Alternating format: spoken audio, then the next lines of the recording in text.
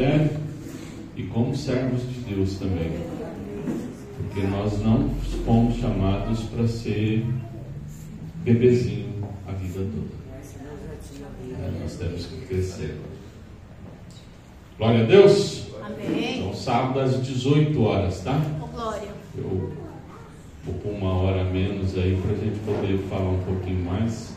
O pastor já gosta de falar, então ele já fala um pouquinho mais. E aí, se alguém chegar, a gente faz uma oração poderosa aí nessa pessoa. Aleluia. Sai daqui impactado aí. Em nome de Jesus. Amém. Mateus, capítulo de número 5, versículo de número 1 até o versículo de número 12. Eu ia ler só um trecho, mas vamos ler ele todo. Creio que vai dar tempo. Capítulo de número 5, versículo de número 1 ao 12. Vendo Jesus as multidões, subiu ao monte, e como se assentasse, se aproximaram os seus discípulos. 2. E ele passou a ensiná-los, dizendo: Bem-aventurados os humildes de espírito, porque deles é o reino dos céus. Bem-aventurados que choram, porque serão consolados. Bem-aventurados os mansos, porque herdarão a terra. Bem-aventurados que têm fome e sede de justiça, porque serão fartos. Bem-aventurados os misericordiosos, porque alcançarão misericórdia. Bem-aventurados os limpos de coração, porque verão a Deus. Bem-aventurados os pacificadores, porque serão chamados filhos de Deus. Bem-aventurados os perseguidos por causa da justiça, porque deles é o reino dos céus. Bem-aventurados sois quando por minha causa vos injuriarem e vos perseguirem, e mentindo disserem todo o mal contra vós. Regozijai-vos e exultai, porque é grande o vosso galardão nos céus, pois assim perseguiram aos profetas que viveram antes de vós. Pai, em nome de Jesus, eis aqui a tua santa palavra, Senhor. Nós pedimos como igreja nessa noite que o Senhor fale de uma maneira especial com cada um de nós. Pai, que não seja eu falando aqui, mas seja o Senhor falando através dos meus lábios. Deus, que eu possa me esconder atrás da tua cruz, para que somente o teu nome seja glorificado nessa noite. Amém. E graças a Deus. Podem se sentar, meus amados. Sermão da Montanha, as bem-aventuranças. Bem-aventurado, para aqueles que não sabem, é felizes ou felicíssimos são aqueles que praticam essas coisas. O Senhor Jesus, no seu ministério, muito mais ensinou do que pregou, do que curou. O Senhor Jesus constantemente estava ensinando os seus discípulos, e as pessoas, ao ouvirem os seus ensinos, ficaram maravilhados de tudo aquilo que ele havia dito, porque o Senhor Jesus, através do Sermão da Montanha, ele vem contra tudo que o povo esperava. Ele vem contra todas as expectativas humanas do que é ser um servo de Deus. O Senhor Jesus começa dizendo: Bem-aventurados sois os pobres de espírito. E na nossa condição humana nós achamos que bem-aventurados são aqueles que são poderosos, que são ricos, que são prósperos e que têm muitos e muitos bens. Isso para nós é ser bem-aventurado. Abaixa só um pouquinho o fundo aí.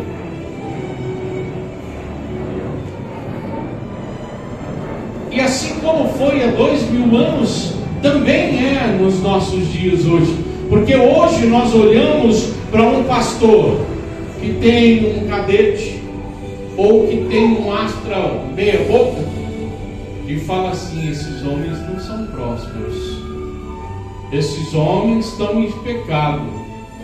Eu já fui taxado de pecador por ter problema de saúde, porque minha pressão é alta, Logo quando eu operei da coluna, disseram para mim que é porque eu tinha pecado.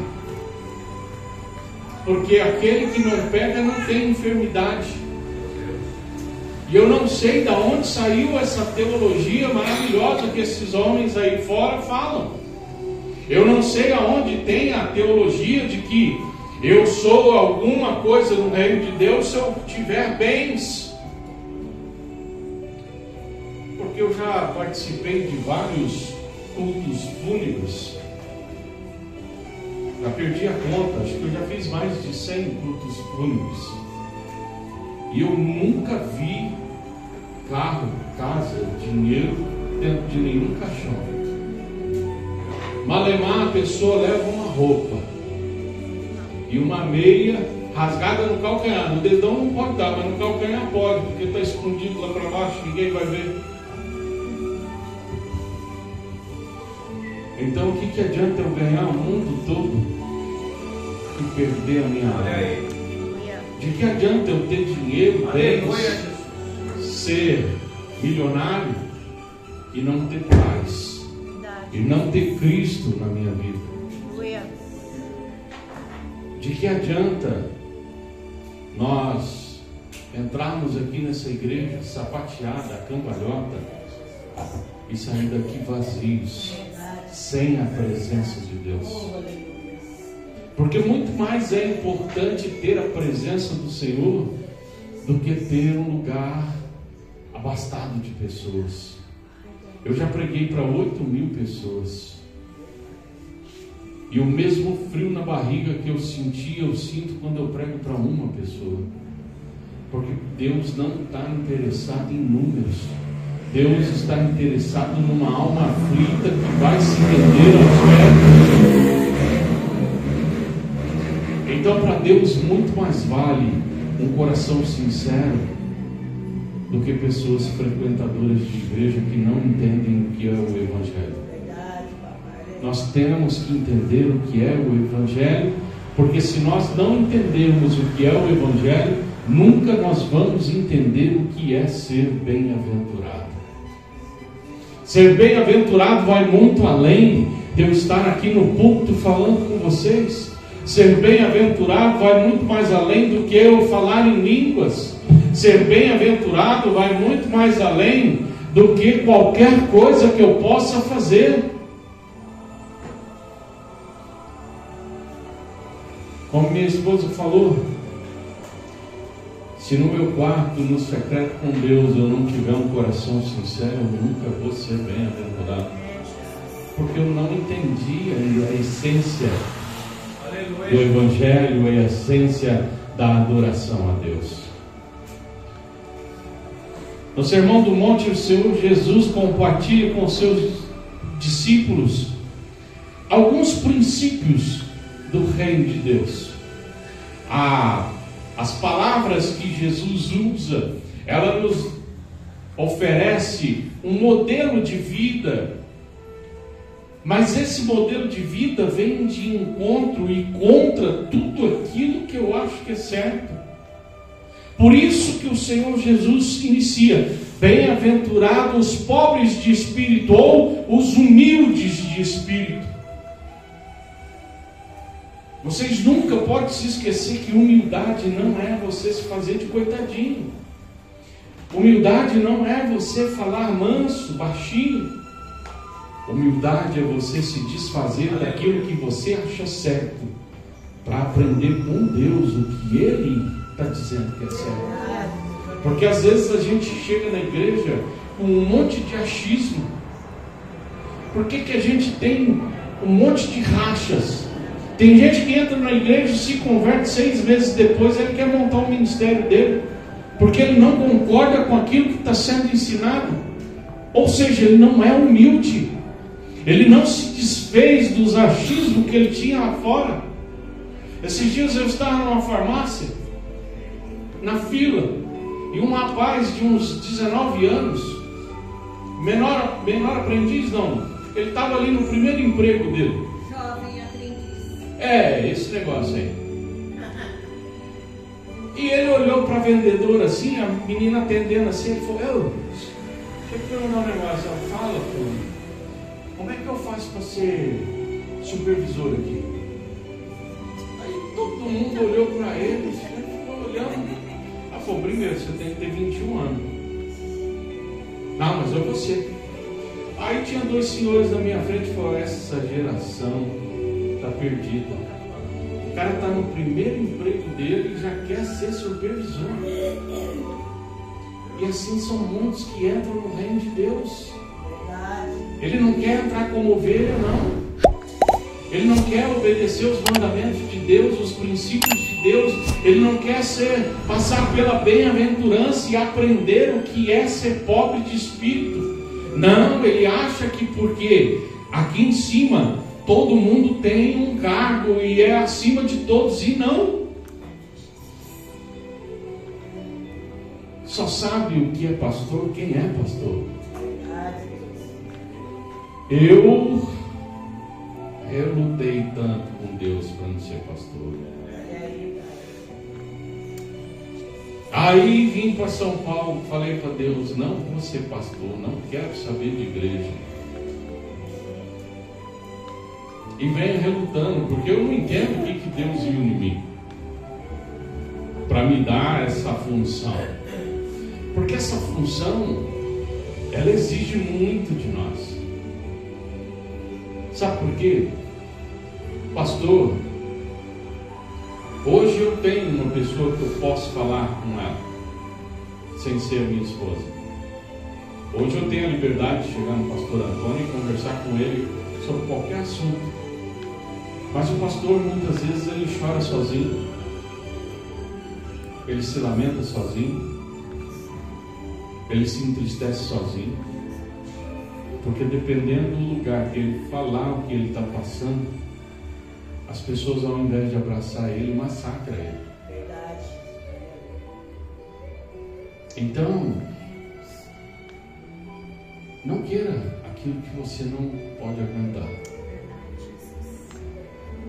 porque ser pastor não é para qualquer um. É um chamado excelente. É um privilégio como muitos não têm. Porque se o presidente da República entrar aqui e se assentar naquela cadeira, ele é uma ovelha e eu continuo sendo pastor. Se o general sentar ali, ele é ovelha. Ele é general lá fora, aqui dentro não, aqui é ovelha. E eu continuo sendo pastor. Mas é uma responsabilidade muito grande, porque dependendo do que eu falar aqui nesse lugar, eu acabo com a vida de alguém. Porque a palavra de Deus tem poder, tanto para dar vida como para tirar a vida. Se eu distorcer a palavra de Deus, ela é capaz de acabar com a vida de alguém. Por isso eu nunca posso perder o temor a Deus, porque senão eu vou ficar falando um monte de asneiras aqui que não vai acrescentar nada na vida de ninguém. Pelo contrário, vai tirar a vida de alguém. E ai daquele que fizer uma pessoa se escandalizar. Ai daquele. Então tenha cuidado com o que você quer, com o que você deseja, com o que você fala, porque a palavra tem poder. Eu sou testemunha disso. Aqueles que leram o meu livro que fala de mim sabem o quanto eu passei na minha vida ouvindo palavras negativas. E até hoje eu tenho resquícios dela na minha vida.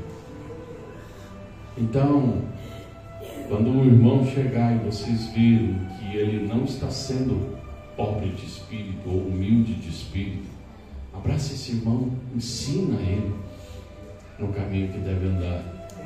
Ajude ele a tirar esses trejeitos que o mundo coloca em nós, para que a gente cresça como igreja saudável e não com pessoas que só sabem criticar aqueles que estão aqui, ou até mesmo os irmãos. Nós somos o corpo de Cristo. Você já pensou se minha mão de direita esbofeteasse a esquerda? Como elas iam interagir para que tudo acontecesse. Se o meu olho esquerdo quisesse ferir o meu direito, e hoje as igrejas de Cristo estão cheias de gente assim, um querendo ferir o outro, um querendo ser mais do que o outro, e se esquecendo que o maior é aquele que está no nosso meio, se chama Jesus Cristo. Esse é maior, esse merece toda a honra, esse merece toda a glória, e não nós. Nós não merecemos nada porque nós não fizemos nada. Nós somos pecadores e dependemos da graça de Deus na nossa vida. Esses ensinamentos do Senhor Jesus, eles não apenas oferecem consolo ao meu coração, mas também eles me desafiam a mudar como pessoa, mostrando que o sentido da verdadeira felicidade, da verdadeira realização, está em uma vida em conformidade com os valores de Deus, com os ensinos de Deus, com a palavra de Deus, e não com o meu bem-estar. O meu bem-estar vem depois. O que diz em Mateus 6,33, se eu não estou enganado?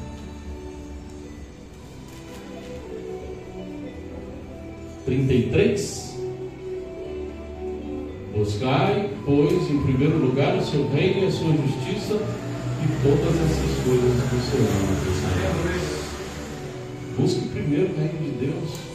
Você está precisando de alguma coisa? Busque o reino de Deus. Aleluia. Busque ser igual a Deus. Aleluia. Tem gente que quer um emprego bom, um salário bom, mas não é dizimista. E aí quer que Deus abra um emprego bom, um salário bom. Para quê? Para satisfazer o meu ego. E o reino de Deus continuar da mesma forma.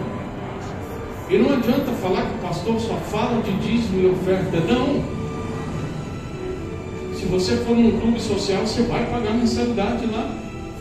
Se você entrar na maçonaria, você vai pagar uma mensalidade lá.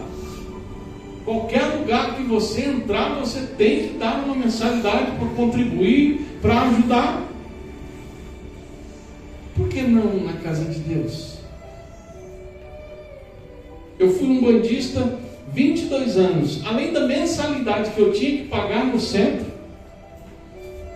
mesmo quando eu era o chefe do terreiro, eu tinha que pagar a mensalidade, e eu ainda gastava mais de um salário mínimo na casa de um banco. Aí eu venho para o reino de Deus, eu não quero, porque Deus é Espírito. Se Deus é Espírito, vamos fechar esse salão e todo domingo nós vamos se reunir na calçada de lá. Todo mundo. Tem sol, chuva, calor ou frio. E aí, ali vai ser a nossa igreja. Mas não, as pessoas querem sentar, querem um ventilador, querem um somzinho, querem água. E tudo isso custa dinheiro. Se custa dinheiro, a igreja tem que dar conta disso. Deus não precisa do nosso dinheiro, mas o conforto que a gente exige, esse sim precisa do nosso dinheiro. Se a gente não exigir conforto, amém. Vamos lá para a calçada e boa. Vamos fazer igual os antigos, sem nenhum salão, viver nas cavernas. Apesar de tudo, as bem-aventuranças, ela revela o caráter que Deus deseja que cada um de nós tenha. Porque o nosso caráter, ele é corrompido. E não adianta a gente pensar que quando eu me entrego a Jesus Cristo, esse caráter é restaurado do dia para a noite. Não.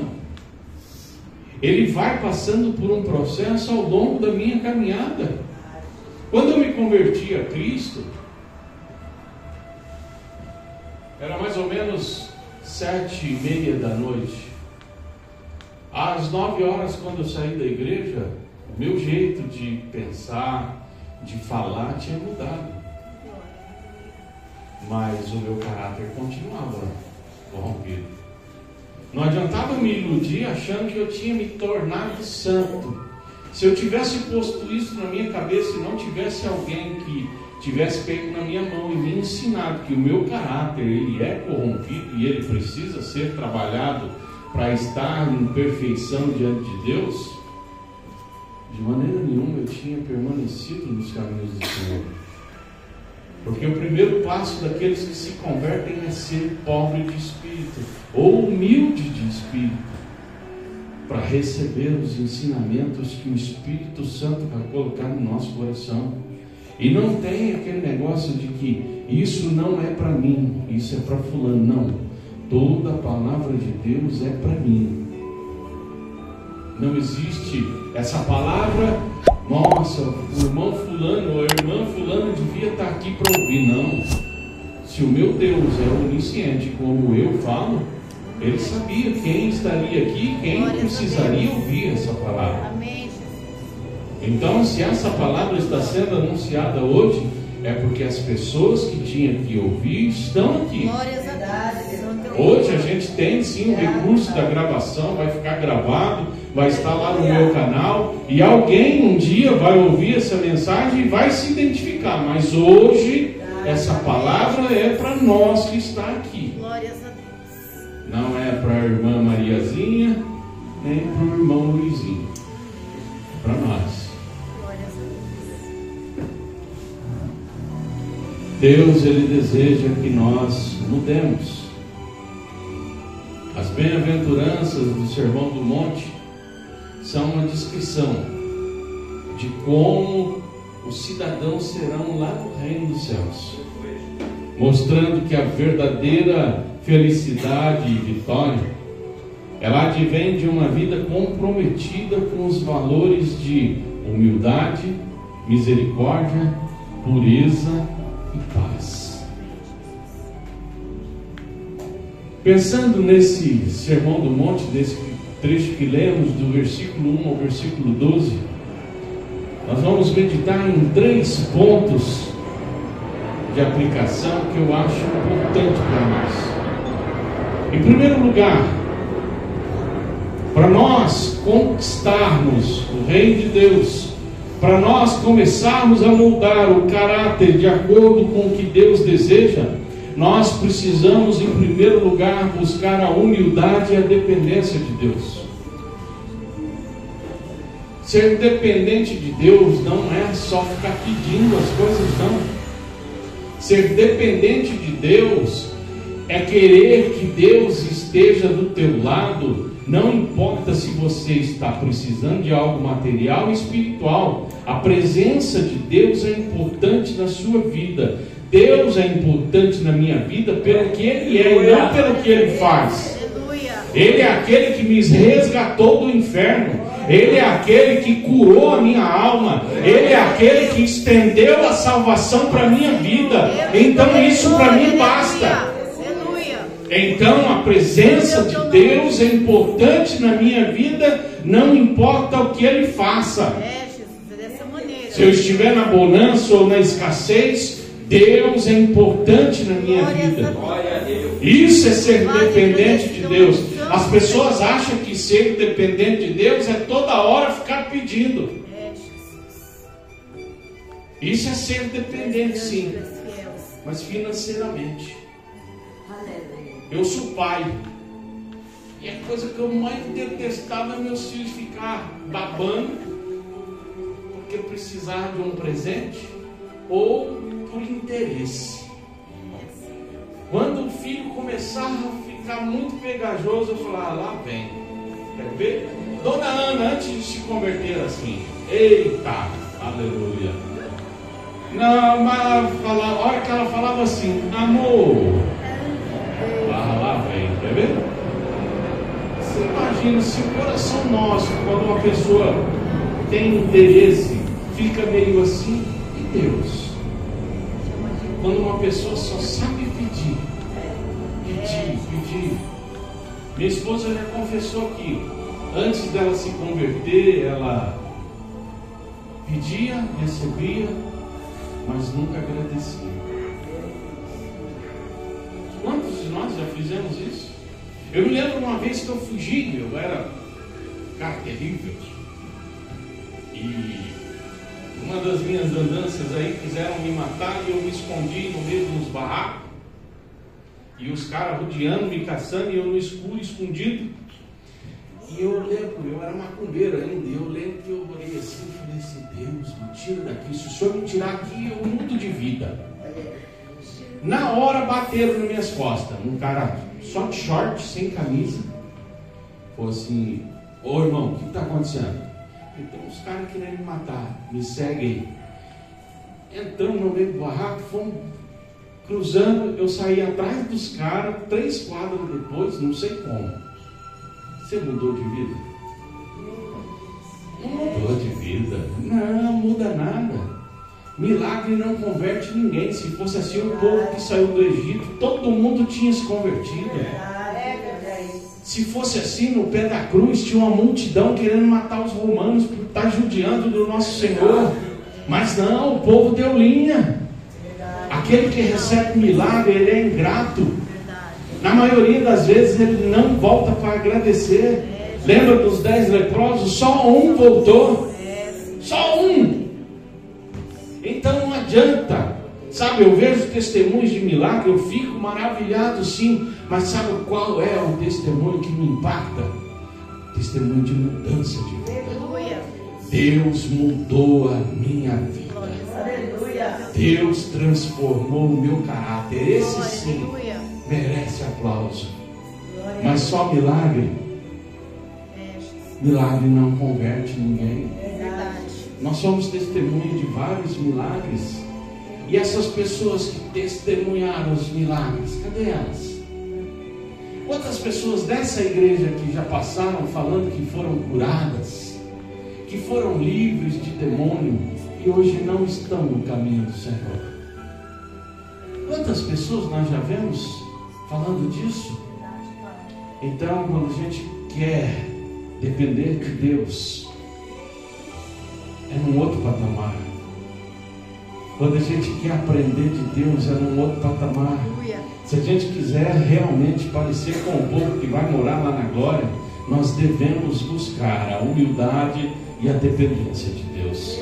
Em segundo lugar, quando a gente quer buscar ter o caráter que Deus deseja e parecer com os cidadãos que vão morar no céu, nós temos que ter fome e sede de justiça. Justiça, ela é diferente. Eu tinha um amigo, considerar amigo hoje, ele é um colega. Um dia eu tive que chamar a atenção dele. Sabe essas calças? Eu sou um cara meio chucro, eu não entendo de tecido, não entendo de cor, não entendo de coisa nenhuma. Essas calças que esses rapazes de hoje estão usando aí, que é colado na canela, que parece que tem que pôr até saco plástico para vestir porque o negócio é apertado. Então, essa família um dia na igreja viu o filho de uns irmãos com essa calça e falou assim: esse rapaz não sei não, eu acho que... Aí eu falei assim: irmã, vigia. Não, mas é, pastor, é sim. No outro final de semana, quem chega com a calça? O filho dela. E aí eu cheguei e falei assim: irmã, e aí seu filho? Misericórdia, pastor, ele não. Eu falei: mas você não conhece o rapaz? Você falou que o rapaz só por causa de uma calça, agora seu filho não? Que dualidade é essa? É um peso, 2 medidas? E assim somos nós. Às vezes eu, como pastor, meu filho pode tudo, mas o filho do irmão não. Meus netos podem, mas o filho do irmão não. Os meus filhos podem, mas os irmãos não. Como pode isso? Eu uma vez fui numa igreja que tinha uso e costume. Irmã não podia usar joia de jeito nenhum, mas a mulher do pastor usava. É errado, isso daí é justiça? Não. O que é para Chico é para Francisco. Não tem esse negócio de um pode e o outro não pode. Se eu estabeleço uma lei, um regimento interno nessa igreja, é para todos que chegarem aqui. Não é para um e para outros a gente abre exceção. Não. Todos nós somos iguais. E se somos iguais, aquilo tem que valer para tudo. Isso é justiça. E não eu achar que uns podem e os outros não.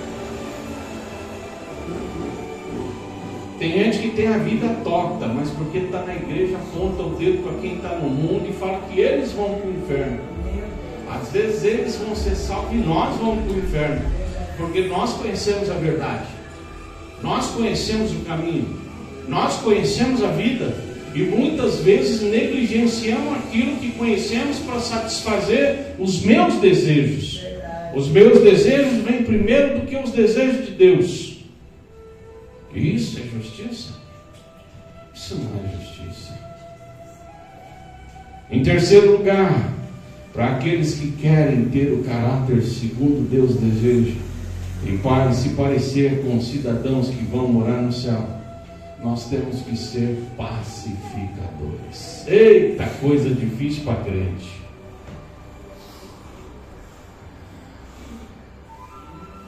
Lembra da primeira reunião que nós fizemos aqui comigo? Dia 6 de maio de 2022. E eu falei para vocês que eu sou um cara que, se alguém vier com conversinha, eu chamo a outra pessoa e falo da conversinha e põe os dois frente a frente. Isso é ser pacificador. Se um irmão chegar falando de outro irmão e você quebrar as pernas dele, ele nunca mais vai falar. Porque sabe, a pergunta que eu sempre faço, quando alguém vem falar para mim assim, fulano estava falando de você para mim, eu falo para a pessoa assim, então me responde só uma coisa: qual é a liberdade que essa pessoa tem para falar de mim para você? Porque se ela teve liberdade para falar mal de mim, é porque você deu essa liberdade. Porque se você não der liberdade, a pessoa não vai falar mal da outra pessoa. Então, a fofoca acaba em mim. Ela só passa de mim se eu deixar. Sabe, às vezes a gente vê um irmão irado com o outro, ao invés da gente pacificar, a gente joga mais lenha na fogueira. Sabe, nós somos uma igreja pequena. Eu nasci numa igreja, era pequena, tinha 120 membros, mas quando eu saí de lá já tinha mais de 600. E vocês não sabem o tanto de conversa que sai no meio do povo, porque o povo é complicado. Se a gente não pacificar, sai cadeirada. Às vezes a gente vê algumas convenções aí de determinadas denominações, sai cadeirada. Eu já vi sair tiro dentro da igreja, no meio do povo de Deus. Tem que pacificar. Sabe, o irmão faltou, não veio, procura saber por que ele não veio. Não sai falando, não. O irmão tem um compromisso com a família, deixa ir com a família. De que adianta o irmão estar aqui com o coração triste porque não foi ter com a família? Nós falamos tanto que aos domingos é o culto da família, então vamos prezar pela nossa família, porque se eu não prezar pela minha família, quem vai prezar? Eu tenho que cuidar da minha família, eu sei o que é melhor para a minha família. É lógico que eu não posso negligenciar a Deus, nem contra os preceitos de Deus, mas eu tenho sim que dar atenção para a minha família. Porque como eu vou ser bem-aventurado se eu não tenho paz no meio da minha família? Se no meio da minha família só guerra, só desentendimento. Ser pacificador não é apenas evitar conflitos, mas trabalhar ativamente pela paz e a reconciliação de todos. E isso exige humildade, empatia e uma disposição para ouvir e perdoar. Ao agirmos como pacificadores, refletimos o caráter de Deus e nos tornamos embaixadores do seu reino. Nós devemos buscar ser agentes de Deus, agentes de paz nos nossos lares, agente de paz na nossa comunidade, agente de paz dentro da nossa igreja, porque as bem-aventuranças nos mostram uma maneira de viver que de princípio pode parecer ser muito desafiadora, mas que com o tempo nós vamos conseguindo superar esse obstáculo enorme que é quando nós lemos isso de primeira mão. Que nós possamos sim buscar a Jesus, que nos oferece uma chama, uma faísca dessa humildade, uma faísca dessa misericórdia, uma faísca dessa justiça, uma faísca dessa paz. E Ele nos promete que, se vivermos segundo esses valores, nós experimentaremos uma alegria, uma satisfação que o mundo não pode nos oferecer, porque nós vamos ser bem-aventurados em tudo que fizermos. Então siga esse trecho de Mateus capítulo 5, do 1 ao 12. Coloque ele no teu coração e comece a exercitar ele na tua vida. E aí sim, cada um de nós vai entender o que é ser bem-aventurado. Que Deus abençoe cada um.